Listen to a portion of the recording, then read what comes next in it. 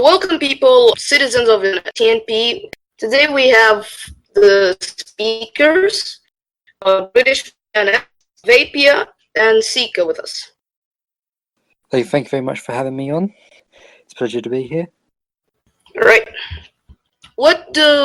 How do you view the R&B community, like the RPs that happen in SR?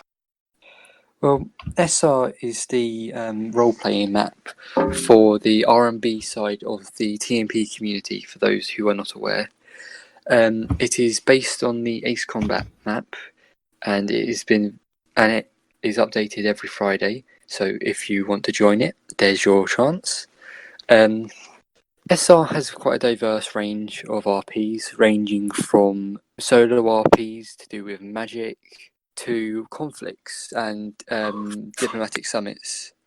I personally prefer more character-based RPs, between preferably solo ones that have a lot more character depth and span lots of parts, so we can see the progression of a character through a story.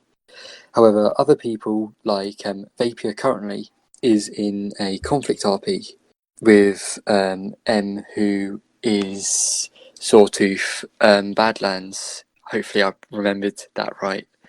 So yeah, so that's quite a range. So I was having diplomatic summits with people who have unfortunately no longer have the time to do so, but I've quite enjoyed them. We've been able to exchange the ideas of our leaders, show different viewpoints of our nations, and exchange gifts and progress our nation's diplomatic relations.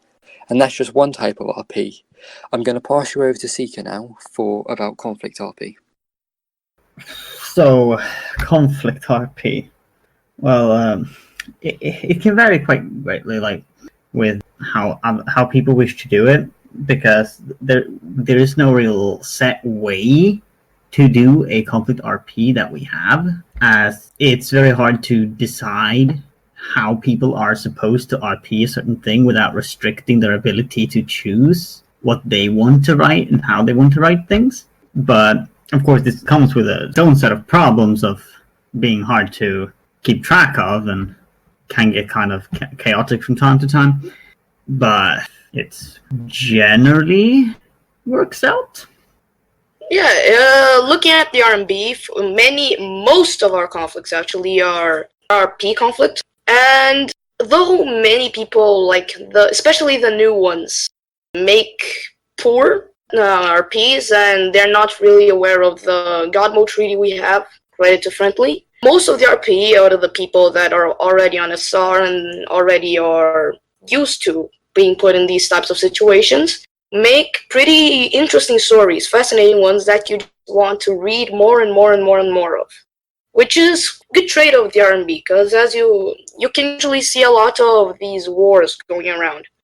But wars is obviously not the only thing RP'd, because that would be kind of pointless. Yes. So it's what a lot of people see first, so it's about what most likely what people would think of first, but there is, of course,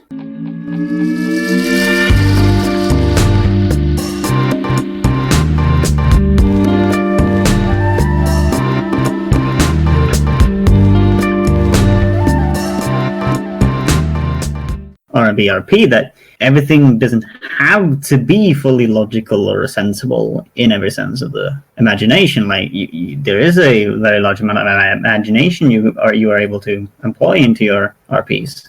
Yeah, you can see, for example, Lochin's population was literally Lochin bottles holding AK-47s. It wasn't long enough to see there, but just like hearing the tales of little Lochin men with little Lochin AKs, it's quite pleasing, actually, that, well, you don't actually need to be realistic in this place. Asthea, for example, her nation is composed of cat people, basically. So it's quite fun. I'm very interested in Syca's nation, actually. Which one? The Syca. Oh god.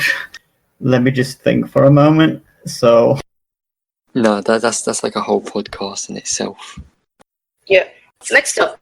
So right. yes, because as we said before, you have lots of creative freedom on the R&B. You can have magic, sci-fi, fantasy.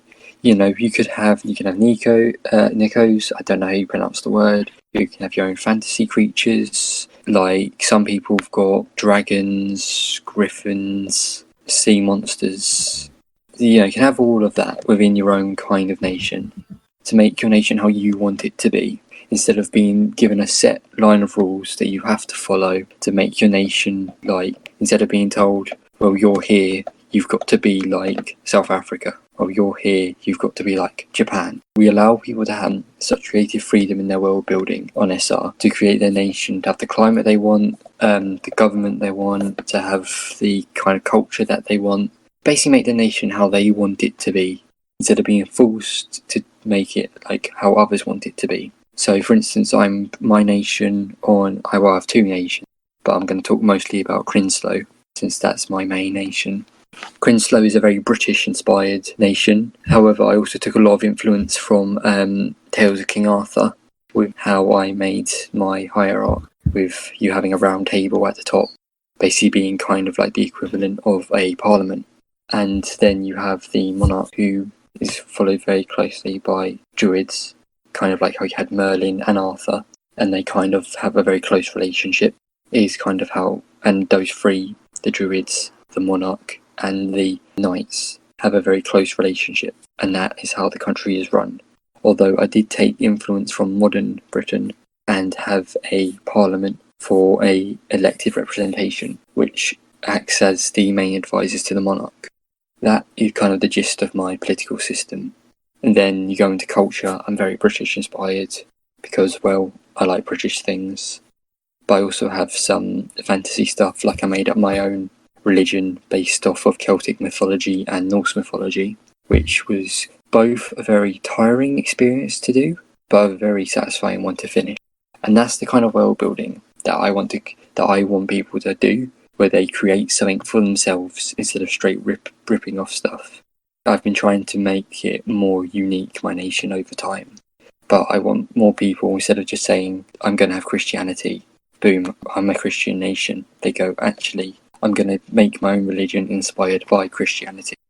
And you have people like that across SR who have made their own religions, have mixed political systems to make their own unique political system. Like we have communists, anarchists, monarchists, nationalists, we have conservatives, we have democracies, we have all kinds of different governments, different levels of cultures. We have African nations, Chinese nations, European nations, American nations, Latin American nations, all across SR, all like their own kind of culture, their own kind of nation in exactly how the people who created them wanted them to be. So, yeah, I think that's probably me done for now. Vapia, would you like to carry on? Yeah, sure. Explain about your nation. Talk about interesting facts of it, how you build it, what's your personal experience. Okay. So Western Vapia is a very Italian-styled nation, and it's geographically similar to the real-life country of Italy, besides the boot factor. The nation is considered to be one of the most unstable on SR due to the fact that over I think the Western Vapia is like 170 years old at this point in time, and I believe that over that period of time, there has been no less than about 20 or so regime changes, ranging from monarchists, Democrats, super nationalists. There's been a couple of failed coups, but if those had succeeded, it probably would have been 30 regime changes.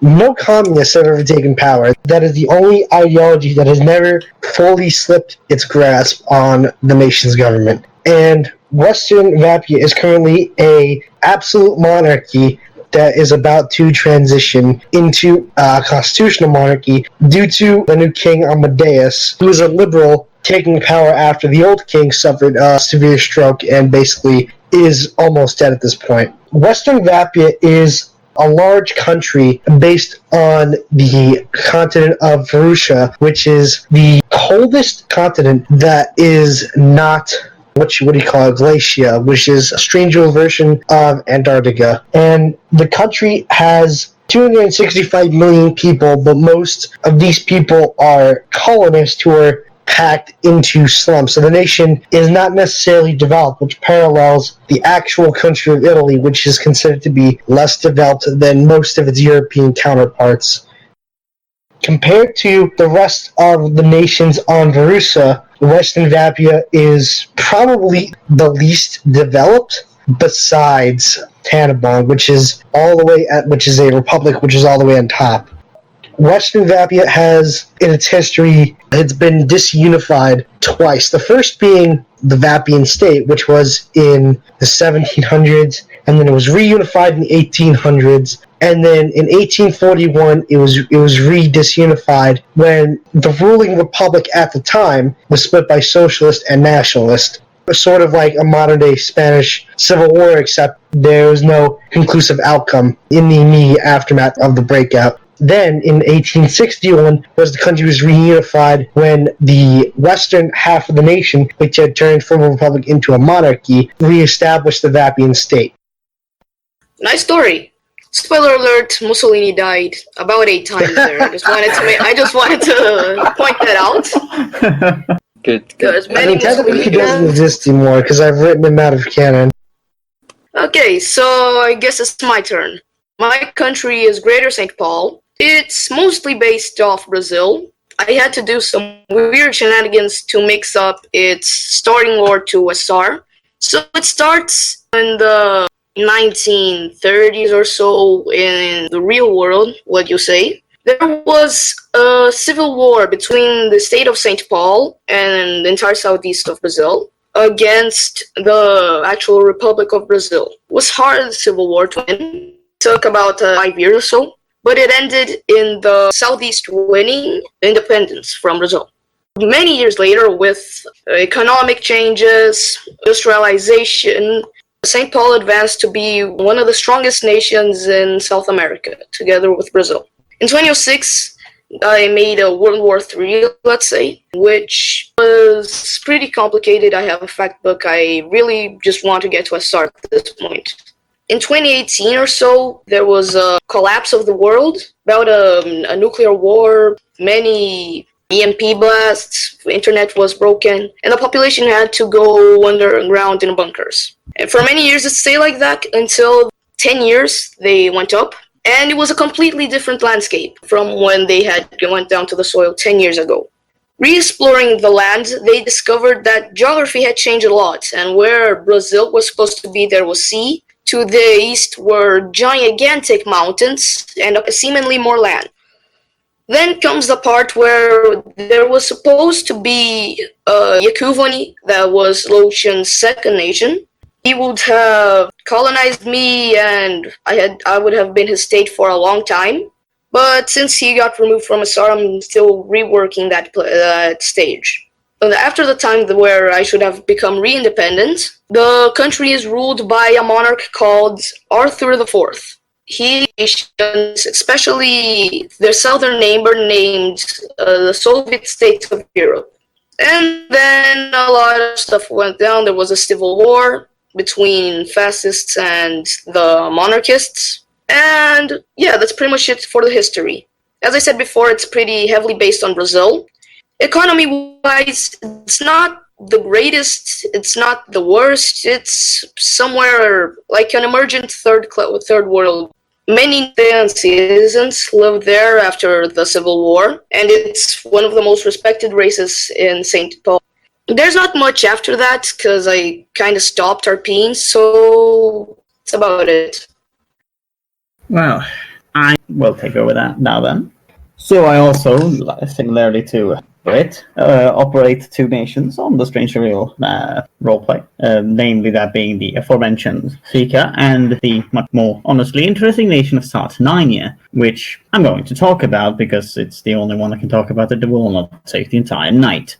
So, originally when I created Sartinaynia, I had the idea that I wanted to create a nation that would be a direct democracy. So it's something I thought that it would be very difficult to do, considering how a direct democracy is supposed to function, and portray this through RP would be difficult. So I set about this, and I considered the way you could RP such a nation, and I decided I would need a very low population, which is one of the very characteristic things about Sartinaynia, that it's a very depopulated nation. Thus, I came to the problem of how do I realistically create such a god-awfully tiny population in the modern day, since that tiny population would have died out long a time ago. As such, with a lot of consideration involved, I eventually decided that I would need some way to, put it bluntly, kill off most of the population historically. So I set about writing up world building up a history behind it, which has now come to be known as the Sartinaynian Civil War. Moving on from there, Sartinaynia is a nation that have based, somewhat on... I do not want to say that I've based it off Sweden. I've used the language a few times. However, I do not really know if I've honestly taken much inspiration in such a way other than from ideas I've had and things people have said here in the server to me that I could use. However, the primary purpose that I've really employed this nation for, which has been one of the most interesting and engaging for myself nations I've ever created, as it's such a abstract concept, and thus I set about RPing with another person in the RMB RP, Kyokuchidoku, which was the primary purpose of Sartinaynia in the beginning, something I created to convey a story, which it has now grown far beyond.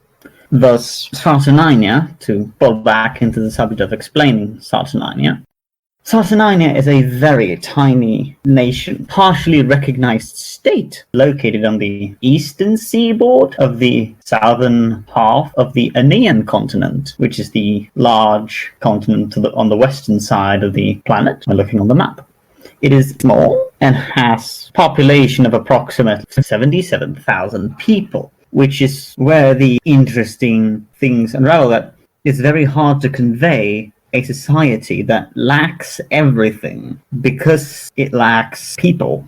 Thus, I find it very interesting to speak about and write on. However, it's also somewhat troublesome due to the history I mentioned earlier, that it does become somewhat difficult to write on the history of Sartinaynia due to the tendency of the story to be a bit too far and a bit too brutal and a bit over the top almost for a community such as the TNP RB Roleplay, something I encountered during the story arcs I've written with Kyokuchidoku, that I had to rewrite several issues of roleplay posts because they would straight up not be either allowed on NS or allowed on TNP. The point I'm probably not saying, but I'm trying to make, is that the creative purpose of a nation should always stem from yourself and continue.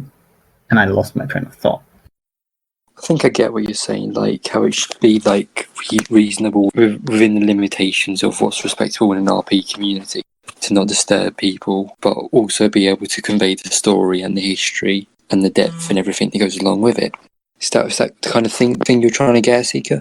Yeah, it particularly is. Of course, I have had to do some things, such as what I haven't mentioned yet is which I think you mentioned earlier, Britt, about the possibility to have a magical or arcane, if you wish, aspect to the RPs we write, which is also something I decided I wanted to try out for the first time with Sartinaynia, and created 2 characters for it, which have gone and developed far beyond what I originally intended for them. And the whole magical aspect of building a character is very intriguing, as it can depend so much on the character you want to convey, as the arcane, magical, or supernatural, or however you wish to refer to it as, aspects of the character has to be representative of the character's personality and their way of being, and the vice versa, because it is obvious that such a character would be shaped in their behavior and their thoughts and feelings by their ability that is beyond what a normal individual would usually be able to do, which is something that creates a very interesting twist on world building a character and then applying that character to a story, which is where we go into storytelling. Okay, so how do we actually incorporate the mystical elements, the magic, everything that's not realistic in our storytelling? Because I could see, for example, in mine, I was in the alternate timeline of my real version of the real world, and Bop, I'm now in a SAR. Again, as said before, there are cat people and lotion bottles. How do we actually incorporate them in the RP community? So in the RP community, we tend to quite incorporate it as quite a normal thing. It's tend to how we deal with it. Yeah. Deal with it as if you're dealing with another person, because we tend, if it's a thing that happened in RP, it's not really something that's brand new, as if like IRL. If in real life suddenly Lotion Bottle started talking and carrying guns, everyone would be pretty freaked out. But in SR, we kind of treat it as if it's quite something that's always been, something that's always happened. And all that kind of stuff, so people aren't necessarily weirded out unless the person whose nation has kept that race, that type of people, quite a secretive type of people in their RP, and there's nothing else in the world similar to what that person has. So that would be a reason to have people freaked out. But quite often, because we tend to prefer cooperative for storytelling, because you're to tell a story, you don't really want it to be a guessing game. What's the other person going to say? Or if I say this, will the other person understand what I mean? Or working out who with the other person, what you're going to do, how you're going to do it, and how the story will progress in a storytelling kind of sense with people with other races. So like if I was to have an RP with Syca, because they don't, without getting into all the details, because with the nation, the Syca Empire, they don't have humans as the main race. So I could tell a very good story from my character's point of view of them first interaction with Syca's people, of how the fear, the awe, the amazement, the wonder, all that kind of stuff, and it can make for very good storytelling. But then also when you get into magic, because of course you've got some nations that are magical, some nations that it isn't, and all that kind of stuff. And the way we do that is we basically have it so people talk to each other beforehand, sort out so the other person is informed about the magic and all that kind of stuff. For instance, my nation, Krinslo, has quite magical influences, because when I world built my own religion, I thought it would be quite a nice idea to include some magic. So I did. My leader, my emperor, Maximus, is basic. You could call him basically a resurrected person. He died and was brought back to life. Well, he didn't technically die, but that's too complex in the religion thing to do for this. Basically, Jesus. Yeah, I wouldn't call him Jesus, but yeah, people got brought back by the woman who is now the Empress. And she's kind of all the magic, quite a mysterious person. And he's wears a full suit of armour, kind of hiding the fact that he has the magic he's gone through and the effects that's had on his body, because he did die, so his body did start that process that happens when you die before it was stopped. So his body is basically permanently worse than a normal person, but through my magic is how I explain how he's still able to act as a normal person, still in their prime. So yeah, and I include the gods in my RP, and I include it with their belief towards magic, to nature, all that kind of thing. And it can make for very good storytelling when the person I'm RPing with, when I talk to them and they understand what I'm going for, and they're able to incorporate how their characters feel and are impressed or are outraged about my nation with my belief with the magic and stuff. And it can make for very good storytelling. But then you also move on to, you can have very good war storytelling, because, for instance, Syca and Kyoki had an excellent war. Well, I say war RP, it was more character, but it was, in my personal opinion, it's my favourite RP I've read. Yeah, but since I brought it up, I'll pass you over to Syca. I'm going to begin by saying thank you. I didn't expect that, but thank you very much. But yes, as for correct you on the war was merely a war, or a very short conflict to further the story into what we wanted it to become. Basically a skirmish to set a plot for the story. I wouldn't call it a skirmish, as Sartinaynia was invaded by Kyokuchidoku, except there was no fighting involved due to the Sartinaynians agreeing to surrender.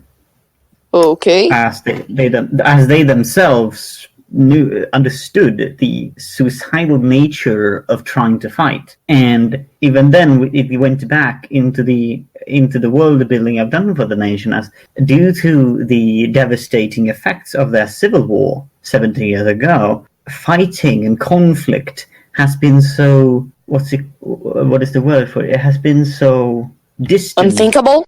Yeah, it has been so unthinkable culturally for the population, as the last time they had a conflict, 94% of the population died, and thus they do not want a repeat of said situation, and thus surrendering to these people without a fight seemed to them as a much better option than trying to resist in a fight they knew by common sense they could not win or even survive.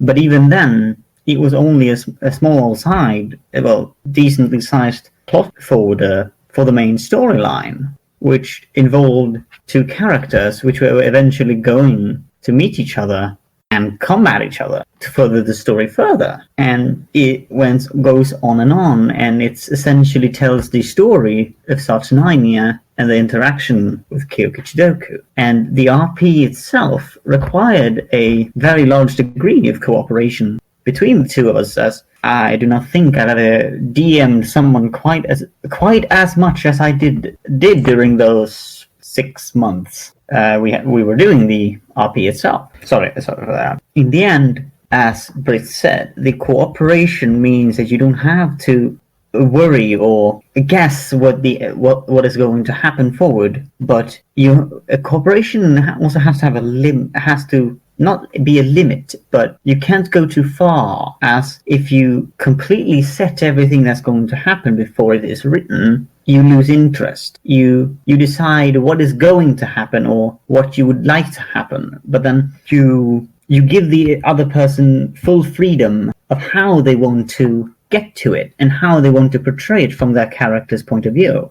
And going back to what you said about the limitations it imposes, if you say, I want the story to go this way, I want X person to win, I want Y person to fall in combat, I don't know, and you told that to the other member of the war, this reminded me of the current ongoing conflict between Vapia and the Sawteeth. It's a planned RP that basically Vapia is gonna win the Sawteeth in war, but ironically the entire community is cheering for the Sawteeth, even though it's a lost cause because they already agreed in losing and Vapia already set the terms for the war. So what do you think of this case, for example?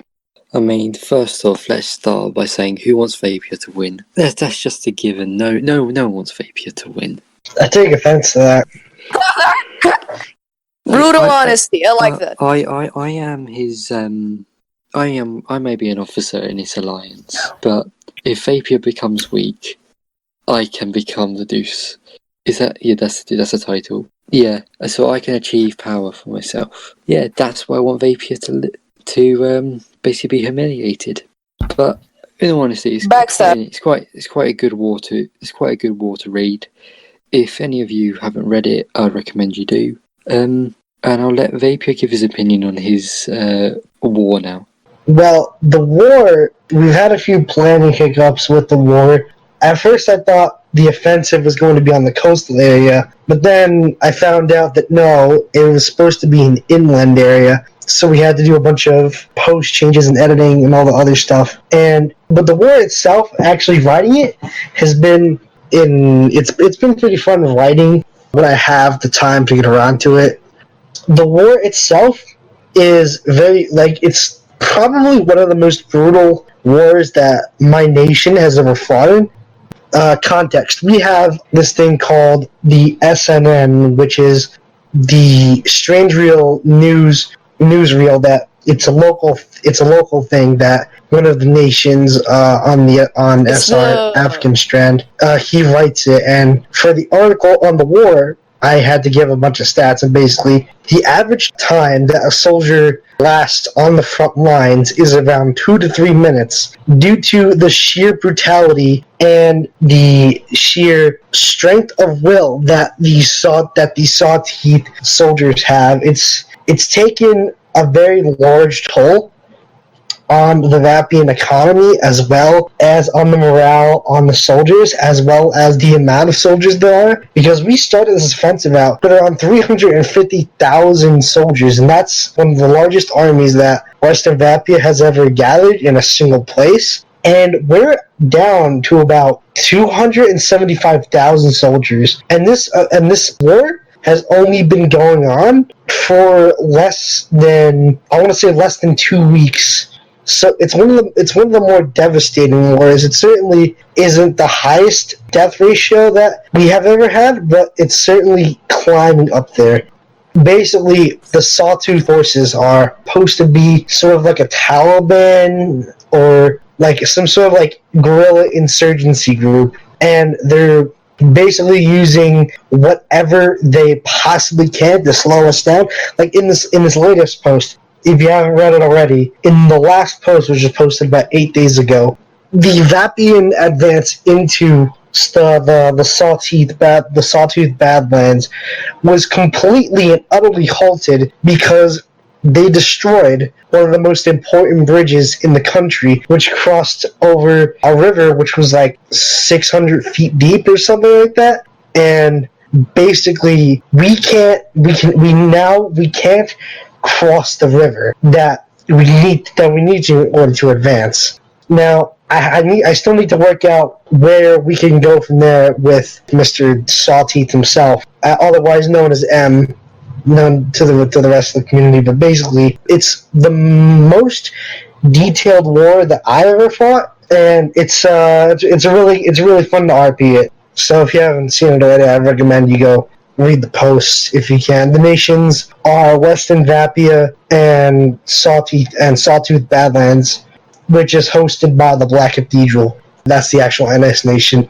I'm going to try to link all the RP posts on the fact book somewhere if I can. But anyway, that's basically everything on the war, except for what's coming up is that the Vapian monarchy and the High Command themselves are going to open a second front on the coastal areas, and there's going to be some naval combat, so that's going to be pretty fun to RP. Interesting. Thank you for your participation and sharing the details of your war. GSP, do you have anything about SR storytelling you would like to add? Well, I personally don't have much experience. I've been here for half a year. Some of you have been here for 2 years. I am the new guy in the bunch. I'm kind of actually surprised that I'm hosting this thing.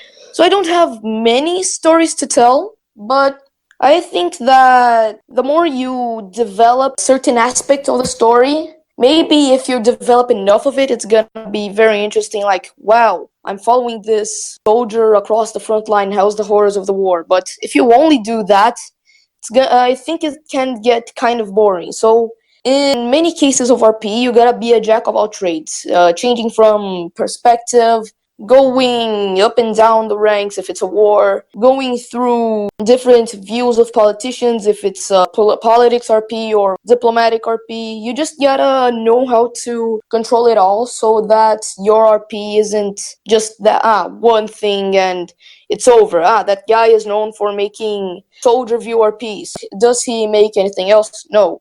It's kind of boring if you come to think of it. So you just gotta remember to vary out and you'll do well in the SR community. As you were saying, you're a new person of S. Well, not really new person. You've been here a fair amount of time, but you're the newest person of those in the speakers. But you've already shown that you have the capabilities to write good stories. GSP, you've written many good RPs. You've helped people write good RPs by being able to read your RPs and being able to learn. And thank you for that. And I hope you stay with us for a lot longer. I sure will. This community is very intriguing. As a newcomer, technically, it makes me just want to go back and write more because this community is so involving. Sure, there is some trolls and the eventual spammers, but all in all, this community is very enjoyable for me, and I think I won't be leaving in the next few years. So expect a lot from me. Before I go on, I'll pass the word to Syca, because speaking on the war, she has a story of a very ambitious RP, apparently. Syca, please.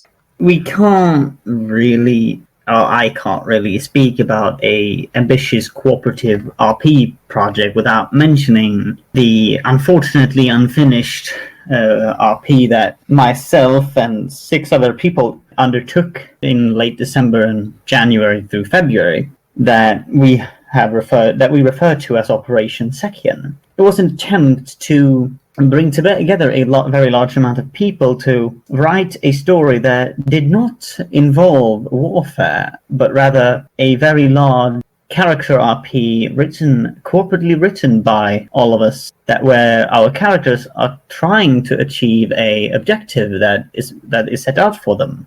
So the story essentially began with the word for the leaders of the nations involved come to a celebration in one of the nations for the execution of the former monarch.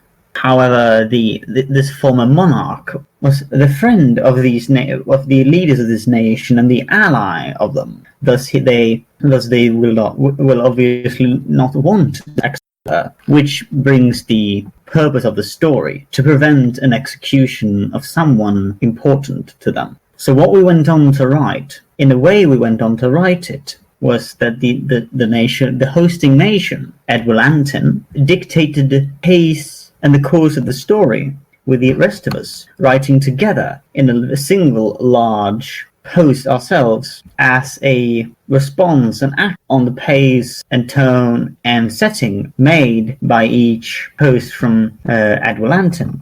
However, at parts we became a bit too ambitious, and it took a very long time to write anything, as when people live across in all places across the world, the synchronization of timings can be difficult.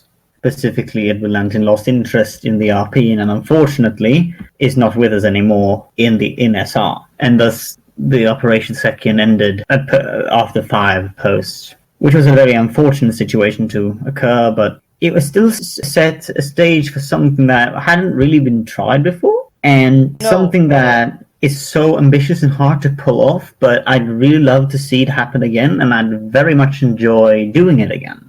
It's a pretty interesting story. Thank you for sharing it. Shows how too much ambition and too many people all around the world can be pretty difficult to accomplish. And speaking of ambitious RP, just one thing before I start wrapping this thing up. There is this one person now. It's just one. The community of Discord know him as Ducky, but in SR, many names, it's Angle, Angel...